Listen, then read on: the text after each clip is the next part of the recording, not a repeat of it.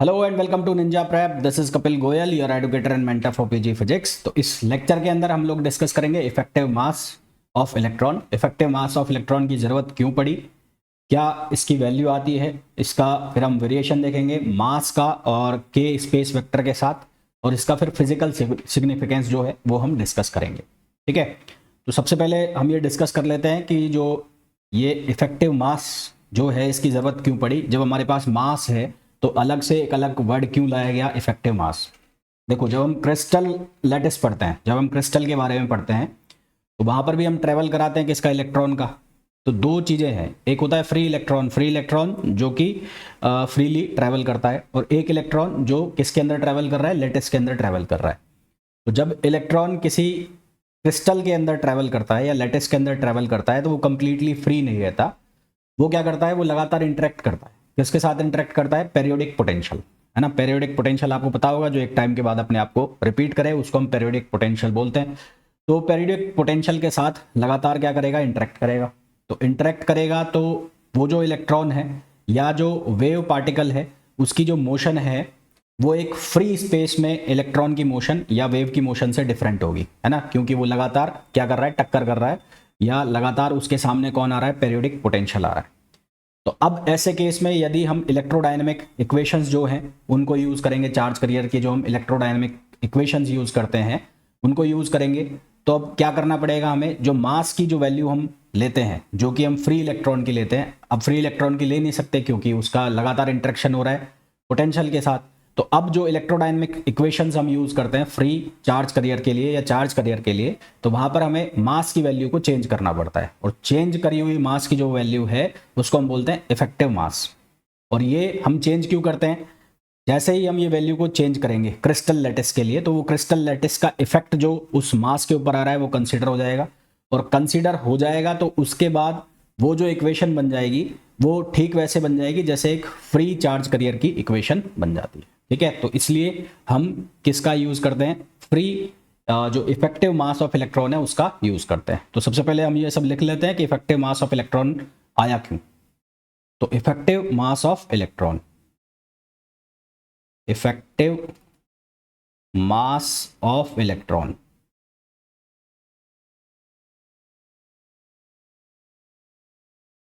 देखो भाई, सबसे पहले क्या होगा, electron in crystals are not completely free but they regularly interact with the periodic potential of crystal lattice. So the electrons in crystal, electrons in crystal are not completely free, are not completely free, but they regularly interact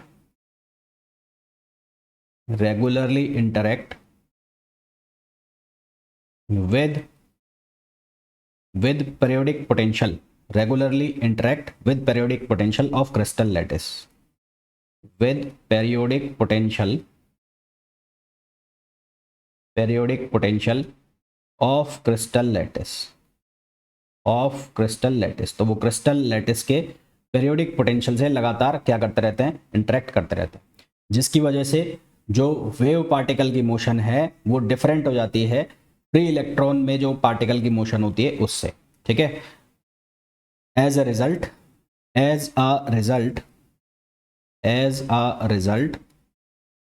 wave motion of particle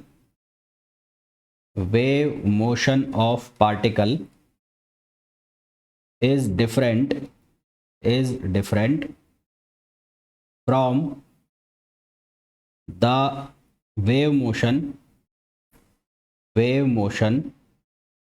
of free electron in free space, या आप इसको सिर्फ ऐसा भी लिख सकते हैं, electron in free space. ठीक है, यहां तक क्लियर चीज है।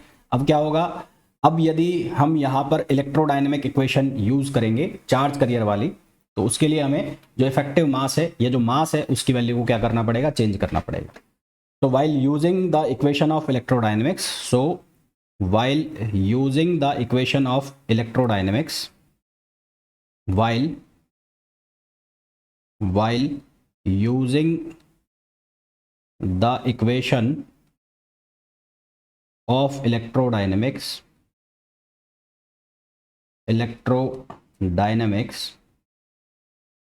for charge carrier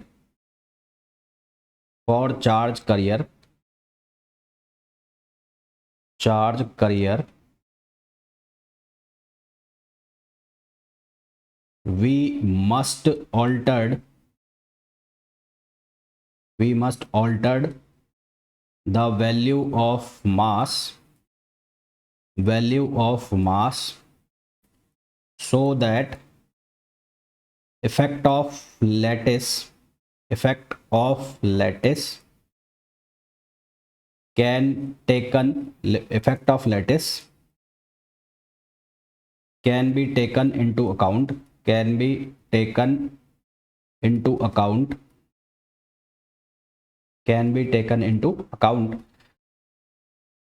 electron can be treated as almost free charge carrier and next page पे लिख लेता हूं, एंड इलेक्ट्रॉन और hole can be treated as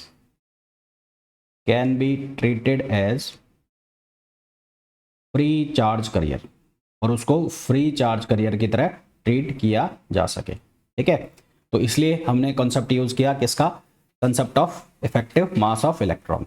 अब इसकी वैल्यू निकालने के लिए हम क्या करेंगे, हम ये मान लेंगे कि कोई इलेक्ट्रॉन है जो क्रिस्टल के अंदर मोशन कर रहा है in presence of external applied electric field E. तो let consider an electron in a crystal in the presence of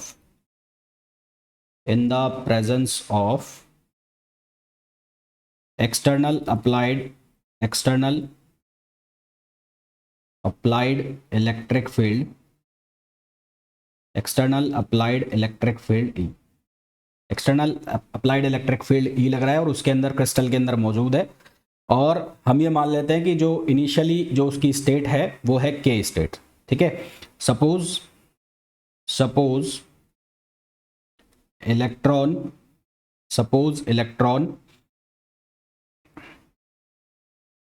electron is in initial state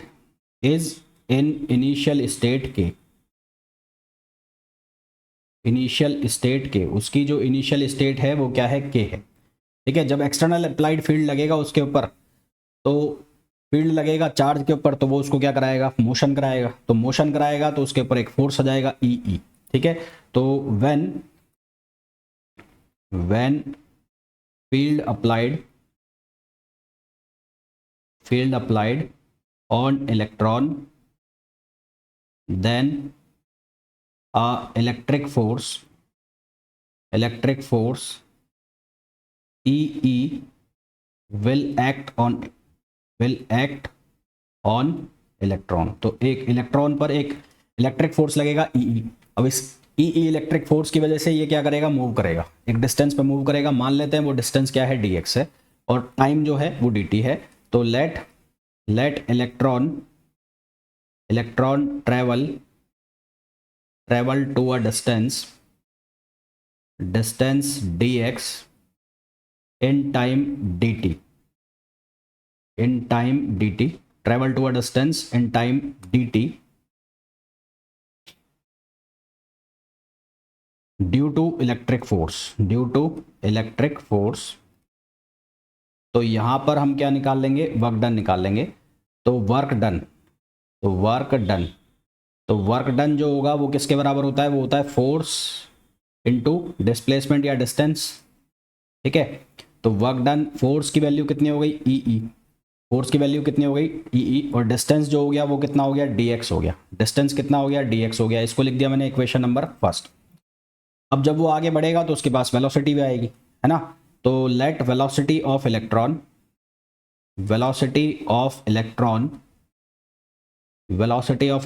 v, और वेलोसिटी किसके बराबर, डिस्प्लेसमेंट अपॉन टाइम। और अगर वेलोसिटी कांस्टेंट जा रही है तो वो स्पीड हो जाएगी, तो इसको मैं क्या लिख सकता हूँ, इसको लिख सकता हूँ डिस्टेंस अपॉन टाइम। तो डिस्टेंस जो हो गया वो हो गया dx और टाइम हो गया कितना dt। तो यहाँ से आप क्या लिख सकते हो, यहाँ से लिख सकते हो dx equals to v into d t. D x equals to क्या लिख सकते हैं यहाँ से v इंटू डी टी। तो ये dx की वैल्यू अगर हम यहाँ रख दें इक्वेशन फर्स्ट में, सो फ्रॉम इक्वेशन फर्स्ट, तो फ्रॉम इक्वेशन फर्स्ट से हमें क्या मिलेगा, w इक्वल्स टू ई, और यहाँ मैंने वैल्यू सब्सटीट्यूट कर दी v डी टी। क्या वैल्यू सब्सटीट्यूट कर दी, v डी टी। अब वर्क डन जो होगा वो किसके बराबर होगा, एनर्जी गेन्ड। तो वर्क डन किसके बराबर होगा, एनर्जी गेन्ड। जो एनर्जी गेन होगी उसके बराबर होगा, क्योंकि एक स्मॉल डिस्प्लेसमेंट में काम हो रहा है तो यहाँ पर वर्क डन भी क्या होगा, स्मॉल होगा, यानी कि एनर्जी गेन भी जो होगा उसको स्मॉल से शो करेंगे। तो ये जो इक्वेशन लिखी हुई है इसको हम क्या लिख देंगे, डी, ये लिख दिया मैंने ई, और ये वी डी टी ऐसा लिख दिया। क्या लिख दिया, वी डी टी, इस तरह से लिख दिया इसको। अब हमने पढ़ा हुआ है यहाँ बॉक्स में लिख देता हूँ, यहाँ लिख देता हूँ since v equals to d omega upon d k, ये हमने पढ़ा हुआ है। v जो है डी ओमेगा अपॉन डी के होता है और ये ग्रुप वेलोसिटी भी होती है। साथ ही हमने ये पढ़ा है e equals to h cut omega. तो यहाँ से ओमेगा की वैल्यू को हम क्या लिख सकते हैं, e ओवर एच बार। क्या लिख सकते हैं, e ओवर एच बार, ये वैल्यू हम लिख सकते हैं। ठीक है, तो अगर मैं यहाँ से इसको चेंज करता हूँ तो इसको मैं ऐसे लिख सकता हूँ, d e equals to h bar d omega, d equals to h bar d omega. तो डी ओमेगा की जो वैल्यू है उसको हम किससे रिप्लेस कर सकते हैं, डी ई अपॉन एच बार। तो यहाँ से जब मैं अगर ऐसा लिखूँ तो ये क्या बनेगा, ये बन जाएगा v इक्वल्स टू ओमेगा की वैल्यू को हम रिप्लेस कर रहे हैं तो ये बन जाएगा 1 अपॉन एच बार, और ये क्या हो जाएगा, डी ई अपॉन डी के, डी ई अपॉन डी के। तो कुल मिलाकर मैं ये कह रहा हूँ कि ये जो v है इसकी वैल्यू को मैं रिप्लेस करूँगा, और इसकी वैल्यू को रिप्लेस किससे करूँगा, इस वैल्यू से रिप्लेस करूँगा।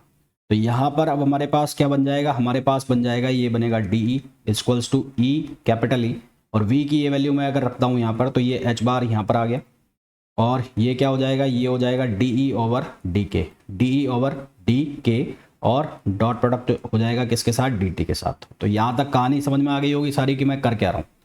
ठीक है, अब यहाँ क्या चेंज करेंगे, देखो यहाँ पर भी क्या लिखा हुआ है डी, यहाँ पर भी क्या लिखा हुआ है डी। तो इसका अगर हम डिफरेंशिएशन करें, इंटीग्रेशन करें तो डी से डी खत्म, तो इसको हम कैसे लिख सकते हैं, इसको लिख सकते हैं हम D k upon d T. इसको हम कैसे लिख सकते हैं, इसको लिख सकते हैं d k upon d t equals to, ये किसके बराबर हो जाएगा, ई अपॉन एच बार। किसके इक्वल, ई अपॉन एच बार। हम लोगों ने पढ़ा हुआ है मोमेंटम हमने पढ़ा है कि जो एच बार के है वो किसके बराबर होता है, मोमेंटम के बराबर होता है। ठीक है, किसके बराबर होता है, मोमेंटम। और यदि इसको मैं डिफरेंशिएट कर दूं, यानी कि ऐसा लिख दूं D k upon d T, और इसको मैं लिख दूं D P upon d T, तो हमें बहुत अच्छे से पता है कि rate of change of momentum किसके बराबर होता है, फोर्स के बराबर होता है। Rate of change of momentum किसके बराबर होता है, फोर्स के बराबर। तो यहाँ जो ये D k upon d T लिखा है, तो इस D k upon d T को हम रिप्लेस कर सकते हैं किसके साथ, अपॉन एफ अपॉन एच बार के साथ। ठीक है, किसके साथ रिप्लेस कर सकते हैं, एफ अपॉन एच बार। तो इसको हम रिप्लेस कर सकते हैं एफ अपॉन एच बार, यहाँ से एक वैल्यू आ गई एफ अपॉन एच बार, जो D k upon d T को हम रिप्लेस करेंगे। ठीक, यहाँ तक क्लियर सारी बात। अब जो हमारे पास एक इक्वेशन है, कौन सी, वेलोसिटी वाली, वो वेलोसिटी वाली इक्वेशन को मैं वापस पिक कर रहा हूँ। तो वेलोसिटी वाली इक्वेशन हमारे पास कौन सी है, ये सिंस v इक्वल्स टू क्या लिखा हुआ है, 1 upon h bar D E upon d k, ये लिखा हुआ है। तो यदि इसको मैं टाइम के रेस्पेक्ट में डिफरेंशिएट कर दूं, तो differentiate with respect to time, differentiate with respect to time. तो यदि इसको टाइम के रेस्पेक्ट में डिफरेंशिएट करते हैं तो ये बनता है d v upon d t, ये बनेगा 1 upon h bar as it is रहेगा। डी ई का डिफरेंशिएशन होगा टाइम के रेस्पेक्ट में, तो ये बनेगा 1 अपॉन डी के, और यहाँ बन जाएगा डी टू ई और upon d t, d two e upon d t, जिसको कि हम कैसे लिख सकते हैं, इसको हम इस तरह से भी लिख सकते हैं d v upon d t. अगर मैं चेन रूल लगाता हूँ, चेन रूल लगाऊंगा तो ये बन जाएगा d two e upon d k two, और यहाँ से क्या बन जाएगा, ये बन जाएगा D k upon d T. तो ये मैंने चेन रूल लगा के इसको चेंज कर दिया है ना, समझते हैं चेन रूल। चेन रूल का मतलब है एक्स वाई तो यदि आपको अलग अलग पैरामीटर से डिफ्रेंशिएट करना है तो आप लिख सकते हैं dy/dt dx/dt, ऐसे बना के आप लिख सकते हैं चेन रूल में। ये मैथमेटिकल टेक्निक है डिफरेंशिएशन की, तो वो मैंने यहाँ पर यूज़ की है। एक वैल्यू मैं ऑलरेडी निकाल चुका हूँ, dk/dt = f/h बार। साथ ही साथ हम ये जानते हैं कि dv/dt जो है वो किसके बराबर होता है, एक्सेलरेशन के बराबर होता है। ठीक है, तो वी नो दैट dv/dt ये किसके बराबर होता है, एक्सेलरेशन के बराबर होता है।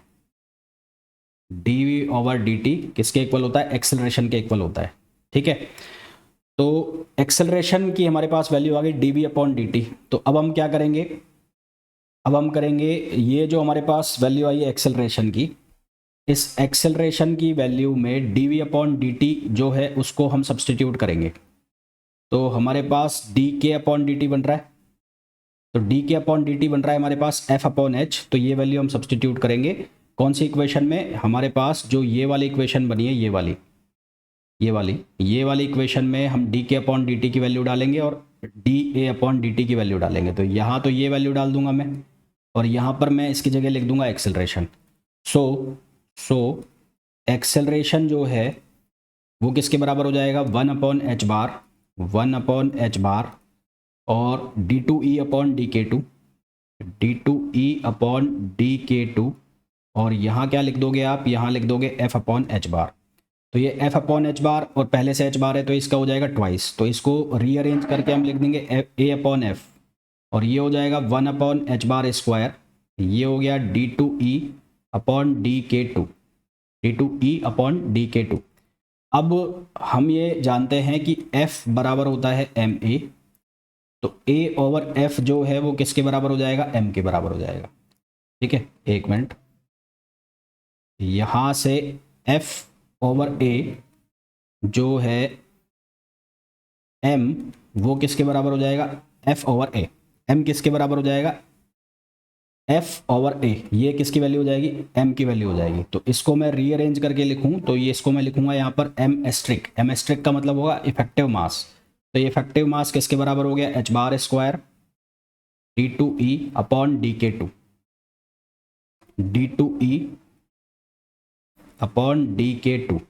तो ये हो गया हमारे पास किसकी वैल्यू, इफेक्टिव मास की वैल्यू हो गई, इफेक्टिव मास। तो ये हमारे पास वैल्यू आ गई इफेक्टिव मास की, जो कि आपको याद रखना है ये वैल्यू। कुछ केसेस में एक फैक्टर और यूज किया जाता है जिसको कहते हैं एफ की। ये एफ की जो है रेशो होता है रेस्ट मास का, फ्री इलेक्ट्रॉन का जो रेस्ट मास